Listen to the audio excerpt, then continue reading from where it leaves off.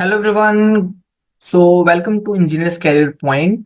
जैसा कि आप सभी लोगों को पता है कि जेके एसएसबी जेई की वैकेंसीज आई हैं और योरपीडिया और engineers career point is the very best institute among all the Jammu Kashmir aspirant for your preparation. तो हमने ये डिसाइड किया और मुझे बहुत सारी क्वेरीज आ रही थी हम लोग को कि उनको फॉर्म फिलिंग में थोड़ा डाउट है। तो इस वीडियोस में हम लोग फॉर्म फिलिंग के हर स्टेप को बहुत ध्यान से और बहुत अच्छे से समझने की कोशिश करेंगे, क्योंकि आपकी तैयारी का सबसे पहला स्टेप है अप्लाई करना।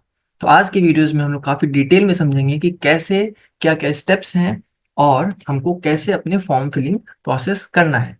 तो फॉर्म फिलिंग करने के लिए हमको जाना होगा jkssb.nic.in पे। यहाँ जाने के बाद हमको जाना होगा लॉगिन पे। लॉगिन के बाद हमको जाना होगा अप्लाई फॉर वेरियस पोस्ट। जैसे हम अप्लाई फॉर वेरियस पोस्ट जाएंगे तो यहाँ पे आप सभी के पास मोस्ट ऑफ द केसेस में हमारा कोई नया यूजर या फिर कोई आईडी नहीं क्रिएट होगा। अगर आपके पहले से आईडी क्रिएटेड है तो हम लॉगिन डायरेक्टली उन यूजर आईडी और पासवर्ड को लेके कर सकते हैं। लेकिन अगर आपके पास कोई आईडी नहीं है इस वेबसाइट पे तो हमको अपना नया यूजर क्रिएट करना होगा, जिसमें हम लोग जाएंगे न्यू यूजर और साइन अप ऑप्शन में। यहाँ पे हम देख रहे हैं कि कुछ डिटेल रिक्वायर्ड है। एक बहुत इंपॉर्टेंट एस्पेक्ट जो आपको समझना है कि हम जो भी डिटेल अपने फॉर्म फिलिंग में डालने वाले हैं वो सारी डिटेल हमारी as per hour high school certificate होनी चाहिए। जो मेरी मैट्रिकुलेशन या फिर सेकेंडरी एग्जामिनेशन में जो सर्टिफिकेट है उसके डेटा को हमको यूज करना है। तो हमको ये बहुत मेक श्योर करना होगा कि जो हम नाम यहाँ पे एंटर करने वाले हैं उनका जो स्पेलिंग है, जो स्पेसिंग है, वो as per hour 10th certificate हो। हम कोई भी प्रीफिक्स नहीं यूज करें। फॉर एग्जाम्पल मान लो मेरा नाम सौरभ है तो यहाँ पे मैं सौरभ डालूँ। फॉर एग्जाम्पल मेरा नाम मेरा सौरभ पांडे है तो मैं यहाँ पे सौरभ पांडे डालूंगा। मैं कोई यहाँ पे मिस्टर सौरभ ऐसा कुछ भी यूज नहीं करने वाला। फिर उसके बाद मुझे अपना नाम डालना होगा जो मेरे 10th सर्टिफिकेट पे है।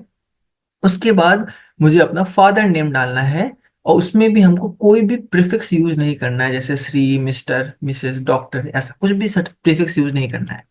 फिर उसके बाद एक वर्किंग ईमेल आईडी मुझे डालना होगा जो कि बहुत इंपॉर्टेंट है, जो एक्टिव होना चाहिए, क्योंकि फर्दर सारा कम्युनिकेशन हमारे ईमेल पे होगा। कोई भी चेंजेस करने होंगे तो हमको ईमेल आईडी की जरूरत पड़ेगी। तो हमको वो ईमेल आईडी डालना है जो वर्किंग है।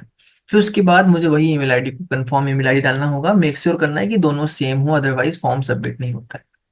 उसके बाद हमको अपना मोबाइल नंबर डालना है जो कि वर्किंग है और जो हम आने वाले टाइम में भी यूज करने वाले हैं वो नंबर मुझे डालना है। कई बार आपके पास एक से ज्यादा नंबर होते हैं तो हमको इंश्योर करना है कि हम वो नंबर डालें जिसको हम यूज करने वाले हैं। उसमें हमको कोई प्रीफिक्स या फिर जीरो या फिर +91 कुछ भी ऐड नहीं करना है। 10 डिजिट का मुझे नंबर डालना है।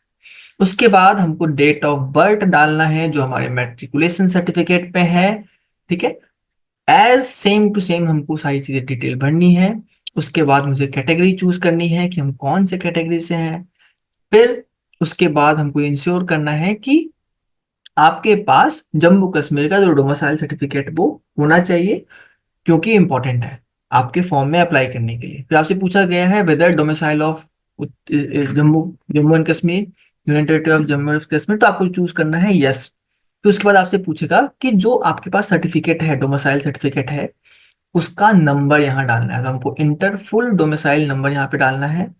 उसके बाद वो जो डोमिसाइल नंबर है या फिर डोमिसाइल सर्टिफिकेट है वो किस दिन इशू हुआ वो आपके सर्टिफिकेट पे मेंशन होता है। तो हमको यहाँ पे उस डेट डालना है। तो उसके बाद हम कौन से डिस्ट्रिक्ट के डोमिसाइल हैं हमारे पास वो यहाँ पे फिल करना है। तो उसके बाद मुझे अपना जेंडर सेलेक्ट करना है। फिर मैरिटल स्टेटस सेलेक्ट करना है।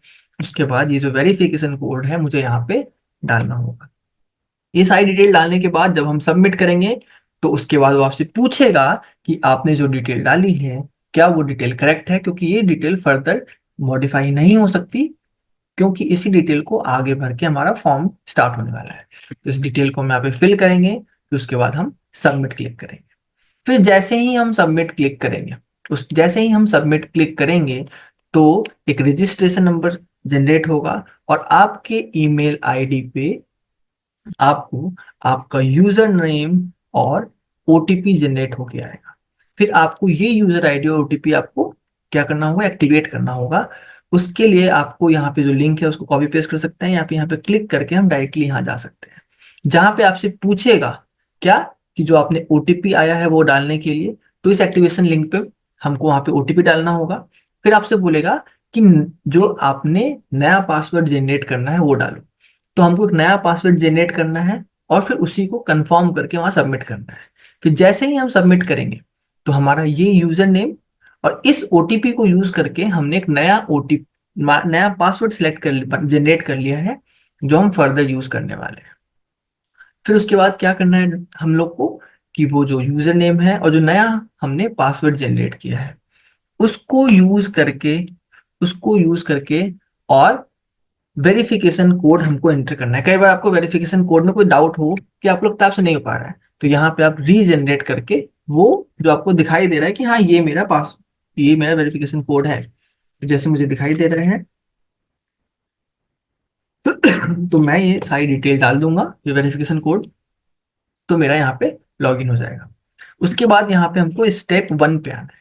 स्टेप 1 पे जो हमने पहले डिटेल भरा था जिसमें मेरा नाम, फादर नेम यहाँ पे आ गया, फिर मुझे अपने मदर नेम को यहाँ पे इंटर करना होगा। मदर नेम को एंटर करने के बाद मुझे डेट ऑफ बर्थ डालनी होगी, जेंडर डालना है, वो ये बेट मैंने ऑलरेडी डाली हुई थी, डेट ऑफ बर्थ भी हमने पहले भरी हुई है। फिर ये वो सारी डिटेल है जो मैंने ऑलरेडी भरी हुई है। यहाँ पे कैटेगरी के बारे में फिर से पूछा है और उसके बाद सब कैटेगरी के बारे में बात किया है। तो हमको सब कैटेगरी भी जो हमारे पास सर्टिफिकेट है वो सब कैटेगरी भी मुझे एज पर रिक्वायरमेंट फिल करना होगा। उसके बाद आपसे पूछा है कि आपके पास क्या ड्राइविंग लाइसेंस है। अगर नहीं है तो नो, अगर है तो यस। फिर यस करोगे तो आपको यहाँ पे ड्राइविंग लाइसेंस नंबर, कब इशू हुआ, कब तक वैलिड है और कौन सी अथॉरिटी ने वो आपको इशू किया। उसके बाद आपसे पूछ रहा है do you have request experience of 2 year in videography और फोटोग्राफी। अगर आपके पास एक्सपीरियंस है तो यस कीजिए, अदरवाइज नो। यस है तो कौन सा सर्टिफिकेट, इंश्योरेंस डेट क्या है, नेम ऑफ इश्यूइंग अथॉरिटी, ये सारी डिटेल आपको डालनी पड़ेगी। फिर उसके बाद हमको एक्स सर्विस मैन हो तो आपको ये सारी डिटेल फुलफिल करनी है। अगर आप एक्स सर्विस मैन नहीं हो तो आप इसको स्किप कर देना। ठीक है। अगर आप यहाँ पे सिलेक्ट कर लेते हो कि आप एक्स सर्विस मैन नहीं हो तो आपको ये स्टेप स्किप कर सकते हो। ठीक है। फिर उसके बाद हम आते हैं हमारा नेक्स्ट स्टेप। अच्छा, यहाँ पे मैंने ईएसएम सेलेक्ट किया है इसलिए ऐसा आ रहा है। यहाँ पे अगर हम जो हम डिटेल चूज करेंगे उसके हिसाब से मेरा फॉर्म आ जाएगा। अगर हम एक्स सर्विस मैन नहीं है तो हमको डिटेल नहीं भरना है। अगर आप पीडब्ल्यूडी कैटेगरी में आते हो तो आप यहाँ पे वो कौन सा डिसेबिलिटी टाइप है, कितना परसेंटेज है, क्या डिसेबिलिटी है, परमानेंट टेम्पोररी है, क्या सर्टिफिकेट है, उसे आपको डिटेल डालना होगा। फिर उसके बाद आपको बाकी अपने सर्विस डिटेल, अगर आप सर्विस में हो यस या फिर नो डालना होगा। उसके बाद आपकी कुछ डिटेल पूछा है कि आप कभी एफआई आपके नाम पे लॉज हुई है या फिर कोई प्रोसीडिंग चल रही है आपके कोर्ट में, तो ये सब आपको सिलेक्ट करना है और सारी चीजें लगभग नो होने वाली हैं। अगर आपके पास ऐसा कुछ है तो आप यस करना, अदरवाइज 99.9% चांस है कि आपको यहाँ पे नो चूज करना है।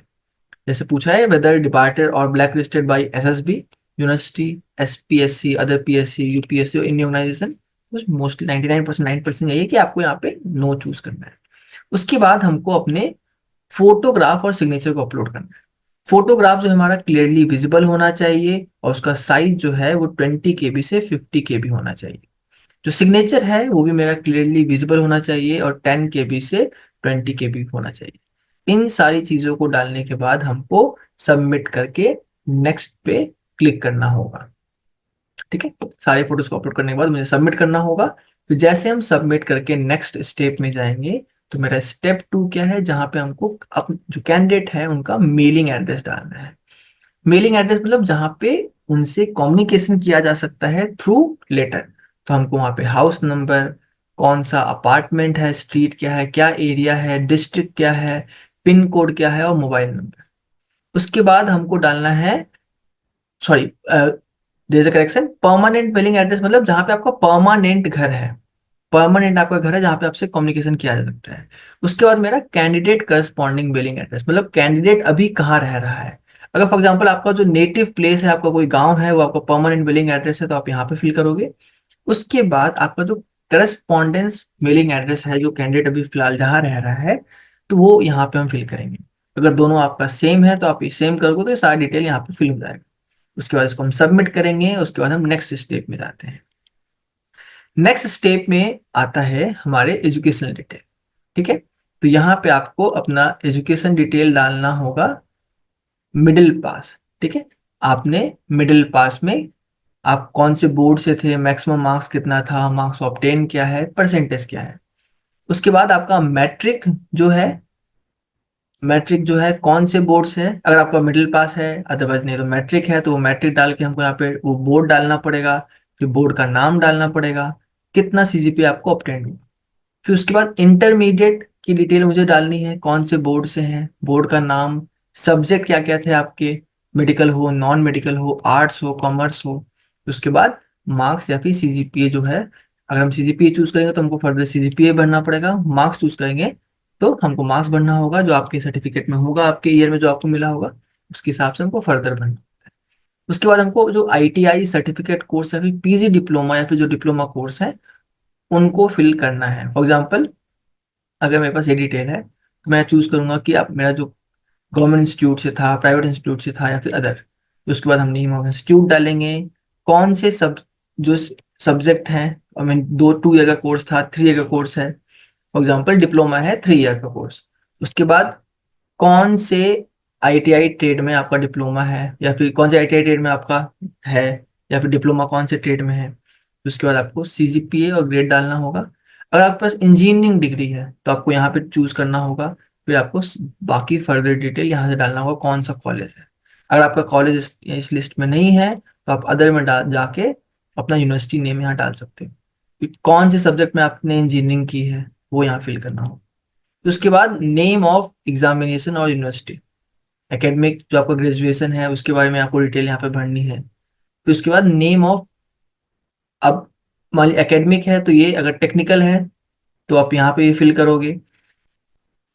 फिर उसके बाद अब पोस्ट ग्रेजुएशन आपके पास है, ग्रेजुएशन की अगर डिटेल यहाँ भरना है, अगर आपको पोस्ट ग्रेजुएशन की डिटेल यहाँ फिल करना है अगर आपके पास है। फिर अगर कोई और अदर कोई आपके पास डिग्री है तो आपको यहाँ फिल करना है। अगर आप एमटेक या फिर एमफिल कर रहे हो तो उसकी डिटेल आपको यहाँ फिल करना है। अगर आपके एग्जाम के रिस्पेक्ट से देखा जाए तो अगर आपके पास मिडिल पास है तो यहाँ फिल करना है, मैट्रिक है तो यहाँ फिल करना है, इंटरमीडिएट इंपॉर्टेंट है, और अगर डिप्लोमा और बीटेक है तो यहाँ फिल करना है। बाकी जो है हमारे इस एग्जाम के लिए इंपॉर्टेंट नहीं है। तो इतना फिल करने के बाद इसको हम सबमिट करके नेक्स्ट में जाएंगे। फिर जैसे ही हम नेक्स्ट में जाएंगे तो मेरा यहाँ पे डिटेल आता है, जो जो फॉर्म अभी हमारे पास यहाँ पे ओपन है, जो जो फॉर्म हमारे पास यहाँ पे ओपन है उनकी डिटेल यहाँ पे आ रही है। तो अभी हमारे पास जिसके लिए आप तैयारी कर रहे हो, पावर डेवलपमेंट डिपार्टमेंट में जूनियर इंजीनियर इलेक्ट्रिकल की वैकेंसी है, तो आपको यहाँ पे अप्लाई करना है।